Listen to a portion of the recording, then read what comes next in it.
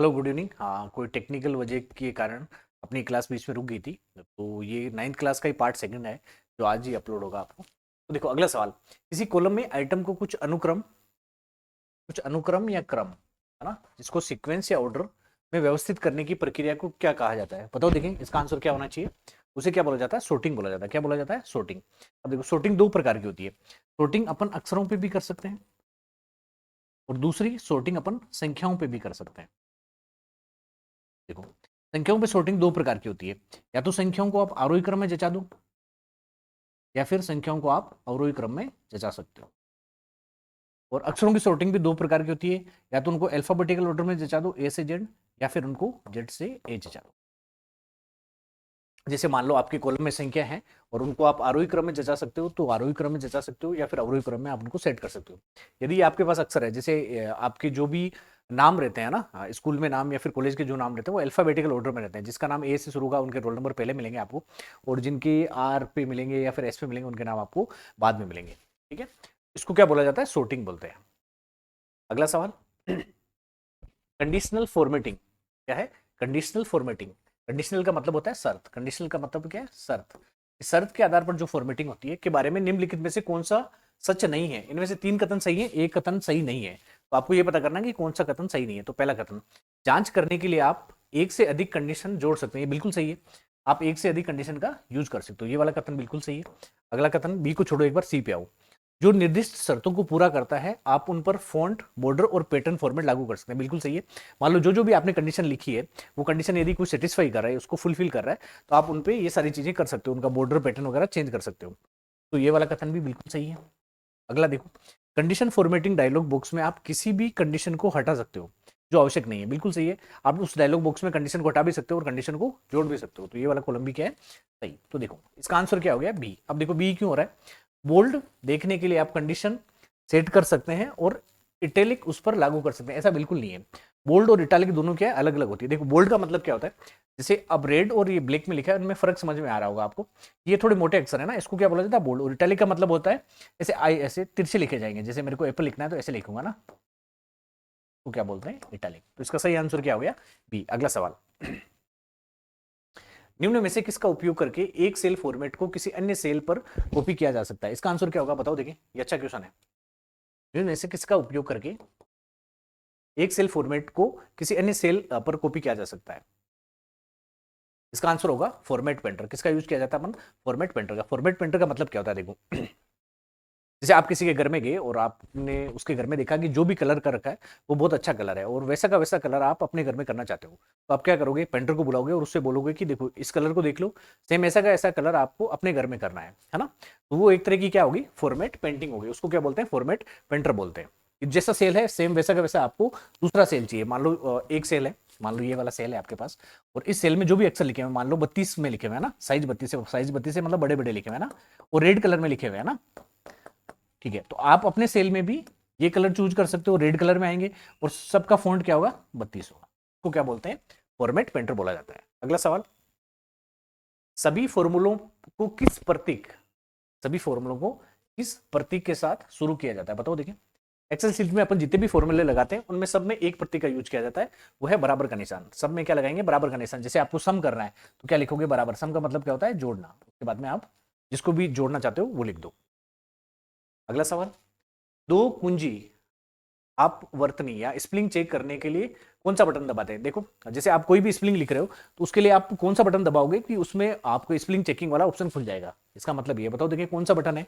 F3, F5, F7 या F9? तो इसका आंसर होगा F7। यदि आप कुछ भी काम कर रहे हो और आपने F7 बटन दबा दिया तो जो स्पेलिंग चेकिंग वाला है वो डायलॉग बॉक्स ओपन हो जाएगा। देखो, ये होता है स्पेलिंग डायरेक्ट। जैसे मैंने लिखा है यहाँ पे, जैसे मैंने एप्पल की स्पेलिंग गलत लिखी है, AAPLE लिखी है, और उसके बाद में मैंने F7 दबाया, तो एक ऐसा डायलॉग बॉक्स ओपन होगा। ये मेरे को बहुत सारे सजेशन देख रहा है कि आप एप्पल लिखना चाहते हो या एम्पल लिखना चाह रहे हो, यानी में से कोई भी ऑप्शन चूज करना चाह रहे हो, या फिर इसमें एक इग्नोर का ऑप्शन भी होता है कि इसको इग्नोर कर दो एक बार, यही जो लिखा है वही सही है। अगला सवाल, फॉर्मेट पेंटर का उपयोग है। फॉर्मेट पेंटर अभी अपन ने एक दो सवाल पहले देखा था। बताओ, फॉर्मेट पेंटर का उपयोग इनमें से कौन सा ऑप्शन सही है? बी ऑप्शन सही है ना। एक ऑब्जेक्ट या टेक्स्ट के भाग से फॉर्मेटिंग की प्रतिलिपि या फिर कॉपी बनाएं और फिर उसे कहीं और पर लागू करने के लिए अपन किसको यूज में लेते हैं, फॉर्मेट पेंटर को यूज में लेते हैं। फॉर्मेट पेंटर इंपॉर्टेंट है ना, परीक्षा में आ सकता है ये। अगला सवाल, किसी एक्सेल सीट पर सक्रिय सेल द्वारा सक्रिय सेल कैसे दर्शाया जाता है, बताओ देखिए। किसी एक्सेल सीट पर सक्रिय सेल मतलब एक्टिव सेल, जिस सेल पे अपन काम कर रहे हैं, ये अपन ने एक्सेल सीट में देखा ना, छोटे छोटे डब्बे रहते हैं, उनको क्या बोला जाता है, सेल बोला जाता है। इन डब्बों को क्या बोला जाता है, सेल। एक्टिव सेल का मतलब है कि अभी अपन इस सेल पे काम कर रहे हैं, इस सेल में कुछ ना कुछ लिख रहे हैं। तो एक्टिव सेल को कैसे पता चलता है वो एक्टिव सेल है, देखो, हाँ सॉरी क्या आ गया, ये देखो, मान लो ये मैंने एक्सेल शीट, अपनी एक्सेल शीट का स्क्रीनशॉट लिया है। देखो मैं इस सेल पे काम कर रहा हूँ, यहाँ पे क्या लिख रहा था, केट लिख रहा था। जैसे इस सेल पे काम कर रहा था, देखो आपको ये बॉर्डर दिख रही होगी ग्रीन टाइप की ना, बड़ा करूंगे इसको, देखो आपको ऐसी बॉर्डर दिख रही होगी ना, ग्रीन टाइप की बॉर्डर दिख रही होगी ना। तो ये क्या है, ये अभी है एक्टिव सेल है मेरा।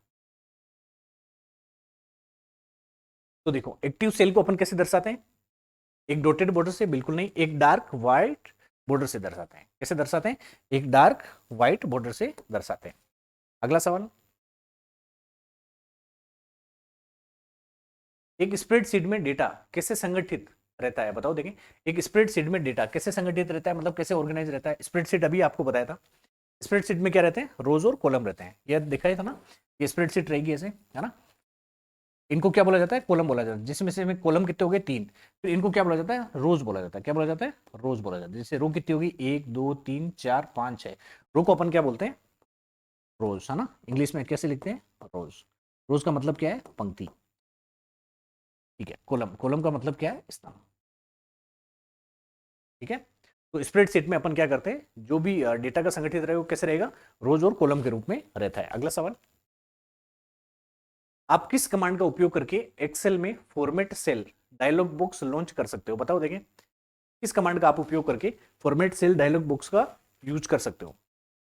देखो format cell dialog box, format cell dialog box किस में आएगा, तो इसके लिए आपको यूज करना पड़ेगा Ctrl+1। किसका यूज करते हैं, Ctrl+1 दबाओगे तो ये डायलॉग बॉक्स ओपन हो जाएगा। तो मैंने वो डायलॉग बॉक्स का शायद स्क्रीनशॉट भी लिया है, ये देखो। जैसे ही आपने Ctrl+1 दबाया, ये एक फॉर्मेट सेल का डायलॉग बॉक्स ओपन हो गया। इसमें देखो बहुत सारे ऑप्शन है। यहाँ पे फॉन्ट दिख रहा है कि आप फॉन्ट किस लिपि में लिखना चाहते हो, जैसे आप कैलिब्री में लिखना चाह रहे हो, या बहुत सारी इसमें लिपि है। इसमें देखो यहाँ पे आपकी साइज आ रही है कि आपके जो भी फॉन्ट होगा उसकी साइज क्या होगी, 10 रखते हो, 12 रखते हो, या फिर उसको बड़ा करना चाहते हो। उसके बाद मैंने देखो इसमें 2 3 ऑप्शन और हैं। Ctrl+2, Ctrl+2 का मतलब होता है बोल्ड करने के लिए। किसके लिए, बोल्ड करने के लिए। बोल्ड करने के लिए करने का ये मतलब, जैसे ये मैंने अक्सर बोल्ड कर रखे हैं, जितने भी क्वेश्चन लिखे हैं उनको क्या कर रखा है, बोल्ड। और 3 का मतलब होता है इटैलिक। इटैलिक का मतलब है जो भी अक्षर लिखोगे तिरछे तिरछे लिखे जाएंगे। जैसे मैं एप्पल लिख रहा हूँ तो ऐसे तिरछे लिखे जाएंगे ना, तो बोलते हैं इटैलिक। अगला सवाल, सेल फॉर्मेट डायलॉग बॉक्स में कौन कौन सा टेब उपलब्ध रहता है। एक प्रकार का सेल डायलॉग बॉक्स रहता है, उसमें आपको ये बताना है कि कौन कौन से ऑप्शन अवेलेबल रहते हैं। देखो कभी देखा है कि आपने सेल फॉर्मेट डायलॉग बॉक्स, देखो ये है सेल फॉर्मेट डायलॉग बॉक्स। इसमें ये ऑप्शन अवेलेबल रहते हैं। आपके पास नंबर का एक ऑप्शन मिलेगा, एक अलाइनमेंट का मिलेगा, एक फॉन्ट का मिलेगा, एक बॉर्डर का मिलेगा, एक फिल का मिलेगा, और एक प्रोटेक्शन का मिलेगा। अब वापस क्वेश्चन को पढ़ो। कौन कौन से टेप उपलब्ध रहते हैं, आपने देखा कि नंबर का मिलेगा आपको, उसमें फॉन्ट का मिलता है, फिल का मिलता है, लेकिन मार्जिन का नहीं मिलता है। तो कौन सा ऑप्शन सही है, मार्जिन का। कौन सा उपलब्ध नहीं है ये पूछा गया, तो कौन सा आंसर हो जाएगा इसका, मार्जिन। ये आप लोगों को समझ में आया एक्सेल और वर्ड, मुझे ऐसा लगता है कि आप लोगों ने इसको ज्यादा यूज में नहीं लिया है, इसलिए मैंने क्या कि बहुत सारे क्वेश्चनों के पीछे स्क्रीनशॉट लगा दिए आपको समझाने के हिसाब से, कि आपको किसी ना किसी तरीके से याद रहे, या फिर किसी ना किसी तरीके से आप उसको लिंक कर पाओ, ताकि आपको एग्जाम तक ये चीजें याद रहे। अगला क्वेश्चन, एक चार्ट को संपादित करने के लिए आप क्या कर सकते हैं, बताओ देखें। एक चार्ट को आपको संपादित करना है तो उसके लिए आप क्या कर सकते हो, चार्ट ऑब्जेक्ट पे क्या करना पड़ेगा आपको, चार्ट ऑब्जेक्ट पे डबल क्लिक करना पड़ेगा। क्या करना पड़ेगा, किसी भी चार्ट ऑब्जेक्ट पे क्या करना पड़ेगा, डबल क्लिक करना पड़ेगा। ये आपके पूरे के पूरे जो क्वेश्चन अभी जो आ रहे हैं वो पीछे के क्वेश्चन है, तो इनको तो आप विशेष ध्यान देना है। अगला सवाल, प्रत्येक एक्सेल फाइल, देखो प्रत्येक एक्सेल फाइल में क्या क्या है। पहली चीज, टेक्स्ट और डेटा शामिल कर सकते हैं, बिल्कुल सही बात है। किसी भी एक्सेल फाइल में अपन टेक्स्ट और डेटा दोनों शामिल कर सकते हैं। अगला, संशोधित की जा सकती है। संशोधित का मतलब है उसमें अपडेट कर सकते हैं, मतलब उसमें कुछ चेंज कर सकते हैं, बिल्कुल सही चीज है। उसके बाद में है वर्कशीट और चार्ट सीट सहित कई सीट्स को रख सकते हैं, बिल्कुल रख सकते हैं इसमें, है ना। उसमें वर्कशीट भी रख सकते हैं, बहुत सारी चार्ट सीट भी रख सकते हैं। इसका आंसर हो गया उपरोक्त सभी। ये आपको याद रखना है कि एक्सेल फाइल में आप लोग क्या क्या कर सकते हो। अगला सवाल, एक चार्ट बनाने के लिए क्या प्रयोग किया जाता है। एक चार्ट बनाने के लिए आप क्या प्रयोग करते हो, बताओ देंगे। चार्ट बनाने के लिए अपन क्या करते हैं, चार्ट विजार्ड का उपयोग करते हैं। किसका उपयोग करते हैं, चार्ट विजार्ड का उपयोग करते हैं। अगला सवाल, एक्सेल में एक पिक्चर, एक्सेल में एक पिक्चर, पिक्चर का मतलब होता है फोटो, पिक्चर का मतलब क्या होता है, फोटो या फिर इमेज, पिक्चर का मतलब होता है इमेज। सम्मिलित करने के लिए निम्न में से पिक्चर विकल्प का उपयोग कहां से कर सकते हैं। आपको आपकी एक्सेल फाइल है, उसमें आपको फोटो डालनी है, तो आपको ये पूछा गया है कि उसमें पिक्चर डालने का ऑप्शन कहां पे मिलता है। देखो ये मैंने इसका स्क्रीनशॉट ले रखा है। देखो यहाँ पे आपको सबसे पहला ऑप्शन मिलेगा इंसर्ट का, दिख रहा है यहाँ पे इंसर्ट का ऑप्शन मिलेगा। इंसर्ट के ऑप्शन में आपको ये मिलेगा ना, इंस्टॉलेशन का ऑप्शन मिलेगा। इसमें देखो यहाँ पे पिक्चर का ऑप्शन है ना, इस पे आप जैसे ही क्लिक करोगे तो फिर ये आपकी एक स्क्रीन खोल देगा कि आपकी फोटो कहाँ पे पड़ी है। जहाँ पे भी फोटो पड़ी है आप उसको उस फाइल से ही ले सकते हो, उसके बाद में आपको इंसर्ट करना देता है ना। तो अब आपको ये देखो, वापस क्वेश्चन पे जाओ पुराने वाले में। एक्सेल में एक पिक्चर सम्मिलित करने के लिए निम्न में से पिक्चर विकल्प का उपयोग कहां से किया जाता है। इसके लिए कहां से किया जाता है, इलुस्ट्रेशन ग्रुप से, इलुस्ट्रेशन ग्रुप पे किया जाता है।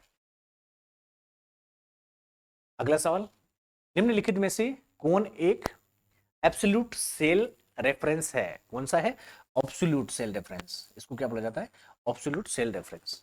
बताओ एब्सोल्यूट सेल रेफरेंस कौन सा है। एब्सोल्यूट सेल रेफरेंस जब भी अपन यूज करेंगे तो उसके आगे अपन क्या लगाएंगे, डॉलर। क्या लगाएंगे अपन, डॉलर। डॉलर का ये मतलब है कि उस सेल की वैल्यू अब अपन चेंज नहीं करने वाले हैं, है ना। उस सेल की जो भी वैल्यू है उसी वैल्यू को अपन यूज करेंगे, उसको क्या बोला जाता है, एब्सोल्यूट सेल रेफरेंस बोला जाता है। और जब भी एब्सोल्यूट सेल रेफरेंस देंगे किसी भी सेल को तो उसके आगे क्या लगाएंगे, डॉलर। देखो ये मेरे पास एक्सेल सीट है ना, तो आपने देखा होगा ऊपर लिखा रहेगा ए, फिर लिखा रहेगा बी, इधर एक और दो, है ना। इस कॉलम का नाम क्या हो गया, A1। यदि मैं इसको एब्सोल्यूट सेल रेफरेंस की तरह यूज कर रहा हूं तो मेरे को क्या लिखना पड़ेगा, डॉलर ए, और फिर क्या लिखना पड़ेगा, डॉलर एक। अगला सवाल, जो निम्न विकल्पों में से पेज सेटअप डायलॉग बॉक्स में सेट नहीं किया जा सकता। बताओ पेज सेटअप डायलॉग बॉक्स में कौन सी एक चीज है जिसको अपन सेट नहीं कर सकते। इसका आंसर होगा प्रिंटर का चेंज नहीं कर सकते, बाकी सारे के सारे ऑप्शन है वो अपन इसमें चूज कर सकते हैं। प्रस्तुति में सभी स्लाइड को एक समान लुक देने के लिए निम्न में से क्या उपयोग किया जाता है। देखो प्रस्तुति का मतलब होता है प्रेजेंटेशन में सभी स्लाइड्स को एक समान लुक देना, तो आप उसके लिए क्या कर सकते हो, स्लाइड लेआउट, एक स्लाइड विकल्प, बताओ क्या कर सकते हो उसके लिए। उसके लिए एक प्रस्तुति डिजाइन टेम्पलेट का यूज कर सकते हो। जो भी आप टेम्पलेट यूज करोगे, टेम्पलेट का मतलब होता है जो पहले से आपके पास डिजाइन रहेगी, यदि उस डिजाइन का आप यूज करते हो तो सारी की सारी जो भी आप स्लाइड बनाओगे आगे की, देखो स्लाइड का मतलब समझते हो क्या, जैसे ही आप प्रेजेंटेशन खोलोगे तो उसमें बहुत सारे पेज रहेंगे और प्रत्येक पेज को क्या बोला जाता है, स्लाइड बोला जाता है। यदि आप चाहते हो कि हर पेज की डिजाइन सेम रहे, हर पेज की डिजाइन सेम रहे, तो उसके लिए आपको क्या उपयोग में लेना होता है, उसके लिए आपको टेम्पलेट को उपयोग में लेना होता है। अगला सवाल, एक प्रस्तुति में स्लाइड लाने के लिए क्या विशेष प्रभाव इस्तेमाल किया जाता है। जैसे आप लोगों ने देखा होगा कि बहुत सारे लोग, जो लोग टीचर पढ़ाते हैं वो स्लाइड का अलग अलग तरीके से आती है। जैसे कोई स्लाइड नीचे से आ रही है, या फिर कोई ऊपर से आ रही है, साइड से आ रही है, या फिर स्लाइड ऐसे पूरी ऐसे बन रही है ना, या फिर ऐसे बिल्कुल एक बार धीरे धीरे होकर फिर बन रही है। उसके लिए अपन किसका यूज में लेते हैं, बताओ देखें। उसके लिए अपन किसको यूज में लेते हैं, संक्रमण को यूज में लेते हैं। किसको यूज में लेते हैं, संक्रमण को। उसको क्या बोला जाता है, ट्रांजिशंस भी बोला जाता है। ये देखो ये ट्रांजिशन का ऑप्शन मिलेगा आपको। इस ट्रांजिशन के ऑप्शन में आपको बहुत सारे ऑप्शन मिलेंगे। मान लो जैसे स्लाइड फेड होके आपके पास आएगी, या फिर नीचे से आएगी स्लाइड, या फिर वाइप इधर से आएगी, है ना, बहुत सारे ऑप्शन है ना। तो ये किसका सही आंसर है, ट्रांजिशन। अगला, निम्नलिखित में से कौन एक पावर पॉइंट के व्यूज नहीं है। बताओ देखिए कौन सा एक पावर पॉइंट का व्यूज है, नहीं है। पावर पॉइंट के बहुत सारे व्यूज होते हैं, पावर पॉइंट के बहुत सारे व्यूज हैं, इनमें से कौन सा व्यूज नहीं है, इनमें से प्रस्तुति व्यूज नहीं है ना, बाकी सारे के सारे पावर पॉइंट के व्यूज है। स्लाइड शो व्यूज होता है उसमें, स्लाइड व्यूज होता है, या फिर आउटलाइन व्यूज भी होता है। ये देखो बहुत सारे व्यूज मैंने लगा रखे हैं। अगला, स्लाइड पर संक्रमण या फिर ट्रांजिशन जोड़ने के लिए कौन सा पावर पॉइंट व्यूज सबसे अच्छा रहता है। यदि आपको ट्रांजिशन जोड़ना है और ये देखना है कि आपने जो भी स्लाइड्स है या फिर जितने भी आपके स्लाइड के पेज हैं उन पर ट्रांजिशन लागू हुआ या नहीं है। ट्रांजिशन का ये मतलब है कि आप उसमें कुछ इफेक्ट डालना चाहते हो। जैसे बहुत सारे इफेक्ट डालते हैं ना, कि मतलब ऐसे धूम धड़ाके से कोई भी चीज खुल रही है या फिर ओपन हो रही है, उसके लिए इनमें से कौन सा व्यू सबसे अच्छा है, उसके लिए अपन स्लाइड सॉर्टर का यूज करते हैं ना। कौन सा है, स्लाइड सॉर्टर व्यू। अगला, फॉर्मेट पेंटर पे फिर सवाल आ गया। हाँ सॉरी, ये देखो फॉर्मेट पेंटर का उपयोग है, बताओ। देखिए इसका आंसर तो अब दे ही दोगे, ये तीसरी बार सवाल आया। अपनी स्लाइड पर सुंदर चित्र पेंट करने के लिए योग्य ऑब्जेक्ट या टेक्स्ट को फॉर्मेटिंग की प्रतिलिपि बनाने और फिर उसको कहीं और पे लागू करने के लिए किसका यूज करते हैं, फॉर्मेट पेंटर का यूज करते हैं। जो विकल्प आपको लाइन का चयन करने जो विकल्प आपको लाइन का चयन करने, वक्र, फ्री फॉर्म या फिर स्क्रिबल टूल्स के लिए अनुमति देता है, उसको क्या बोलते हैं बताओ देखिए। इसको बोलते हैं ड्रॉ कस्टम पाथ। इसका मतलब क्या होता है ये देखो, मान लो मैं ये चाहता हूं कि मेरी जो स्लाइड है वो ऐसे खुले ना, स्लाइड ऐसे खुले, ऐसे आए और फिर ऐसे खुले, है ना। तो उसके लिए मेरे पास कौन सा यूज है, कौन सा टूल है, ड्रॉ कस्टम पाथ। मैं अपने हिसाब से उसको बता सकता हूं कि स्लाइड मेरी कैसे खुलेगी, कैसे भी खुल सकती है। मान लो मैं चाहता हूं कि स्लाइड ऐसे खुले, तो मेरे को वहां पे ड्रॉ करना पड़ेगा ना, वो माउस से ऐसे ड्रॉ करना पड़ेगा। जैसे मैं माउस से ड्रॉ करूंगा उसके बाद मेरी स्लाइड कैसे खुलेगी, ऐसे खुलेगी। इसको क्या बोला जाता है, ड्रॉ कस्टम पाथ। उसके बाद में देखो, ऑब्जेक्ट जो स्लाइड पर टेक्स्ट को रखता है क्या कहा जाता है ना। देखो ये मेरी स्लाइड है, ठीक है। इसके बाद में मान लो ये मैं कुछ टेक्स्ट लिख रहा हूं ना, कोई भी स्पेलिंग लिख रहा हूं, मान लो मैंने लिखा है एप्पल, है ना। तो इसको क्या कहा जाता है, जहां पे टेक्स्ट रखा है इसको क्या कहा जाता है, इसको बोला जाता है प्लेस होल्डर। क्या बोला जाता है, प्लेस होल्डर। इसको क्या बोला जाता है, एक तरीका प्लेस होल्डर। प्लेस होल्डर का मतलब होता है जहां पे रख सकते हैं कुछ। अगला सवाल, सॉरी, आप ये पावर पॉइंट है ना, पावर पॉइंट व्यूज जो केवल टेक्स्ट ही प्रदर्शित करता है। पावर पॉइंट के बहुत सारे व्यूज है, आपको उस व्यूज का नाम बताना जो सिर्फ टेक्स्ट बताए। टेक्स्ट का मतलब है शीर्षक और बुलेट बताए। जैसे मेरी ये स्लाइड है, उसमें ऐसा व्यूज बताऊं जिसमें सिर्फ आपको ये क्वेश्चन नहीं मिले, ये ऊपर का जो पार्ट है वो आपको नहीं मिले, तो कौन से व्यूज में मिलेगा ये, तो मिलेगा ये आपको आउटलाइन व्यूज में। कौन सा, आउटलाइन व्यूज में। देखो आउटलाइन व्यूज बना रखा है मैंने, ये देखो एक स्लाइड लिए, अपनी स्लाइड है ना, जो आज की क्लास की स्लाइड है, और मैंने यहाँ पे चूज किया आउटलाइन व्यू। कौन सा चूज किया, आउटलाइन व्यू। जैसे ही मैंने आउटलाइन व्यू चूज किया, देखो ये ऊपर के जितने भी लिखी हुई थी वो फोटोज थी, वो सारी की सारी हट गई। सिर्फ आपको क्या दिख रहा है, सिर्फ टेक्स्ट ही दिख रहा है। उसके बाद में एक ये नॉर्मल व्यू है। नॉर्मल व्यू में क्या रहता है, जो भी स्लाइड रहेगी वो स्लाइड आपके पास यहाँ पे रहेगी। उसके बाद में जितनी भी स्लाइड है, स्लाइड के नंबर के साथ वो यहाँ पे आपको छोटी छोटी स्लाइड के रूप में दिखती रहेगी। ये होता है आपके पास नॉर्मल व्यू। ये होता है स्लाइड सॉर्टर। स्लाइड सॉर्टर का ये मतलब है कि जितनी भी स्लाइड रहेगी वो छोटे रूप में दिखेगी। जैसे जितनी भी स्लाइड है, 6 और 8 स्लाइड है, मतलब एक साथ आपको दिखती है। इसको बोलते हैं स्लाइडर सॉर्टर। ये है नोट्स पेज। नोट्स पेज का मतलब क्या होता है, देखो एक तो ये है, ये आपको क्या है दिखाई देगा। इसका मतलब समझता हूँ, बता रहा हूँ अभी आपको ना। इसका मतलब मान लो मैं पीपीटी चला रहा हूँ और बहुत सारी कॉन्फ्रेंस है या फिर बहुत सारे लोग बैठे हैं जहाँ पे मेरे को पीपीटी चलानी है ना। तो जो भी प्रोजेक्टर पे मैं अपनी पीपीटी लगाऊंगा तो ये वाली पीपीटी पूरे सबको दिखेगी ना, जो भी लोग हॉल में बैठे हैं उन सबको दिखेगी। लेकिन इस पीपीटी के नीचे मैं कुछ ऐड कर सकता हूँ। मान लो ये सवाल है, इस सवाल से रिलेटेड मेरे को कुछ चीजें जोड़नी है, तो मैं इन चीजों को जोड़ सकता हूँ। ये सिर्फ मुझे अपने कंप्यूटर या फिर अपने लैपटॉप में ही दिखेगी। बाकी जो सब लोग पीपीटी देख रहे हैं उन सब लोगों को क्या दिखाया जाएगा, ये दिखाई जाएगी। इसको क्या बोलते हैं अपन, नोट्स पेज। मतलब इस क्वेश्चन से संबंधित आप कुछ एक्स्ट्रा जानकारी लिखना चाहते हो, वो सिर्फ आपके लिए है। उन लोगों को ये सिर्फ ऊपर वाला पार्ट ही दिखाया जाएगा। अगला सवाल, रेडीमेड शैलियां या फिर रेडीमेड स्टाइल की एक फाइल जो प्रस्तुतियों के लिए इस्तेमाल की जाती है उसको क्या बोलते हैं, उसको बोला जाता है टेम्पलेट। ये अपने पहले ही देखा है ना। रेडीमेड बहुत तरह की पहले की शैलियां होती है जिनको अपन यदि यूज करना चाहते हैं अपनी पीपीटी में, प्रेजेंटेशन में, उनको क्या बोला जाता है, टेम्पलेट बोला जाता है। अगला सवाल, यदि आप पावर पॉइंट में सम्मिलित की गई किसी इमेज को संपादित करते हैं तो क्या होगा, बताओ देखें। ये क्या बोल रहा है, पहले ये बताओ सवाल समझ में आया या नहीं है। यदि आप पावर पॉइंट में सम्मिलित की गई किसी इमेज को संपादित करना चाहते हैं तो क्या होगा। इसका मतलब ये कह रहा है कि आपके पास ये पावर पॉइंट है, इस पावर पॉइंट में कोई इमेज है ना, ये इमेज है। मान लो कोई बंदा बैठा है और इस इमेज को मैं इस स्लाइड में लिया है ना, इस पेज पे लिया है ना, और इस फोटो पे या फिर इस इमेज में कुछ बदलाव करना चाहता हूं तो क्या होगा, ये सवाल है। सम्मिलित की गई मूल फाइल परिवर्तित नहीं होगी। अगला, सम्मिलित की गई मूल फाइल परिवर्तित होगी। इसका मतलब ये कह रहा है कि मान लो इसमें मैं कुछ चेंज करूं, मान लो इसके मैं कान लगा दिया, तो इसका मतलब होगा कि इसमें भी क्या कान लगेगा, नहीं, ऐसा बिल्कुल नहीं होगा, है ना। तो ये सवाल तो ऑप्शन तो गलत हो गया, बी ऑप्शन।